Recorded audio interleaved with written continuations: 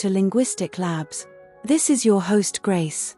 Today, we're diving deep into something truly fundamental, the very bedrock of how we communicate, think, and interact with the world, the linguistic principles of language. Have you ever stopped to think about how language works? How do we string together sounds to make meaning? Why do some sentences feel right and others just don't? Today, we're pulling back the curtain on the hidden rules that govern every word you speak, every sentence you write, and every thought you form. It's not just about grammar, it's about the universal architecture of human communication. Ready to unlock the code? Let's go. Our first principle is called arbitrariness. Simply put, there's no inherent, logical connection between a word and what it represents. Why is this furry, four-legged creature called a cat in English, gato in Spanish, or Nico in Japanese? The sound cat doesn't sound like a cat, or look like a cat. This is true for most words in any language. Think about it. If words had to resemble their meanings, we'd all be speaking the same language, wouldn't we? It's this arbitrariness that allows for the incredible diversity of languages across the globe. It's a fundamental concept in linguistics, showing us that language is a system of conventional signs, not natural ones. Next up, we have duality of patterning, also known as duality of structure. This is where language gets incredibly efficient. Think about the letters in the alphabet. C, A, T are meaningless on their own. But combine them, and suddenly you have cat, which has meaning. This is duality in action. At the first level, we have a small set of meaningless sounds, called phonemes, like P, B, T, D. These individual sounds don't carry meaning themselves. But at the second level, we combine these phonemes into meaningful units, like words, morphemes, and then sentences. This allows us to create an infinite number of messages from a finite set of sounds. It's like building blocks. A few simple shapes can build an endless variety of structures. Without duality, language would be far less flexible and efficient. Our third principle is productivity, also known as open-endedness or creativity. This is the amazing ability we have to produce and understand an infinite number of new sentences. You're not just repeating phrases you've heard before, you're constantly generating novel expressions.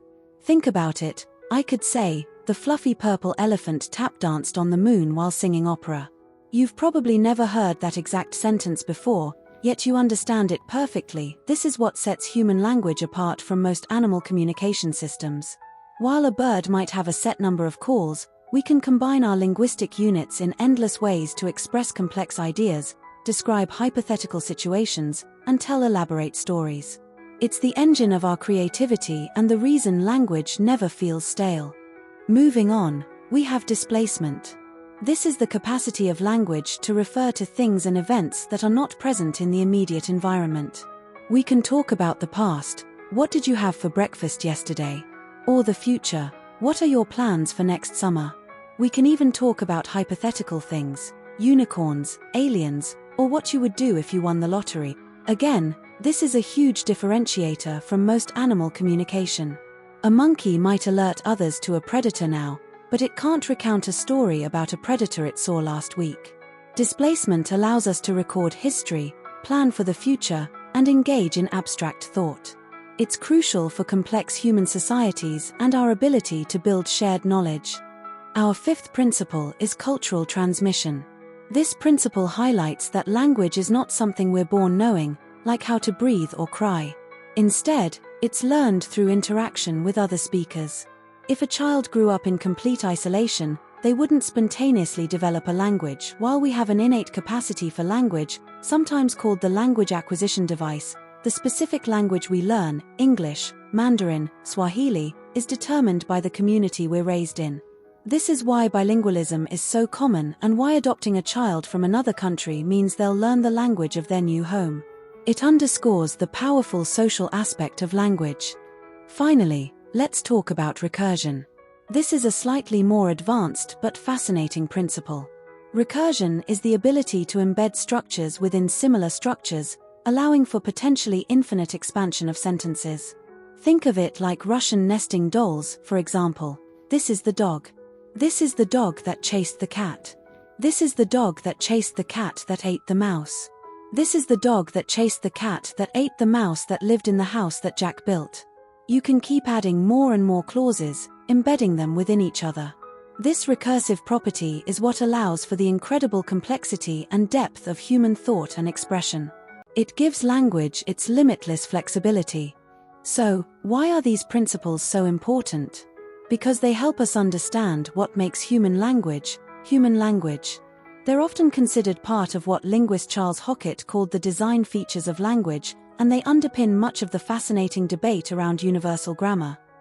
The idea of universal grammar, popularized by Noam Chomsky, suggests that humans are born with an innate predisposition for certain fundamental linguistic principles, a kind of blueprint for language. These principles we've discussed today, arbitrariness, duality, productivity, displacement, cultural transmission, and recursion, are strong candidates for these universal building blocks. They suggest that despite the surface differences between languages, there are deep structural commonalities that reflect how the human mind processes and creates language. Studying them helps us understand not just language itself, but also the very nature of human cognition. From the arbitrary sounds we use to label the world, to the incredible ability to talk about things that aren't even here, to building infinitely complex sentences, language is truly a marvel. These principles aren't just academic curiosities, they are the gears and levers that make all human communication possible. Understanding them gives you a deeper appreciation for every conversation, every book, and every thought. So, the next time you speak or listen, remember the intricate dance of these principles at play. I hope you enjoyed this journey into the core principles of language. If you did, please hit that like button, subscribe to Linguistic Labs for more deep dives, and let us know in the comments below, which of these principles did you find most surprising or interesting? What other linguistic topics would you like us to explore? Thanks for watching, and we'll see you next time at Linguistic Labs.